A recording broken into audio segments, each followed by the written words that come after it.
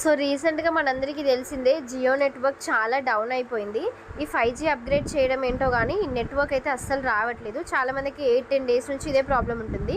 అయితే నేను సెల్ఫ్‌గా అసలు నెట్‌వర్క్ రావట్లేదని రీసెట్ చేసి ట్రై చేశాను. అయినా రావట్లేదు. నాకు ఇలా వర్క్ అయింది. మీకు కూడా వర్క్ అవుతుందో లేదో ఒకసారి ట్రై చేసుకోండి.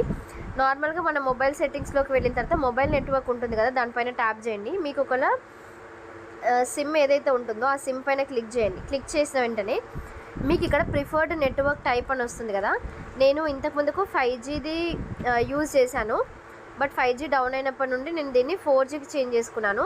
చేంజ్ చేసుకున్న తర్వాత నేను ఒకసారి రీసెట్ బటన్ ఉంటుంది కదా, మనం పవర్ బటన్ని లాంగ్ ప్రెస్ చేస్తే సో అలా చేశాను. నాకు నెట్వర్క్ వర్క్ అవుతుంది. కాకపోతే 4జీలో అంటే మనకి ఇంతకుముందుకు జియో 4జీ అయినా 5జీ అయినా పెద్ద తేడా లేదు. కాకపోతే 5జీ కాబట్టి అన్లిమిటెడ్ ఫ్రీ అనేసి మనము 5జీకి చేంజ్ చేసుకున్నాము. ఇప్పుడు మీరు 4జీకి చేంజ్ చేసేసుకోండి. ఈ 2 ఆప్షన్స్ ఉన్నాయి కదా.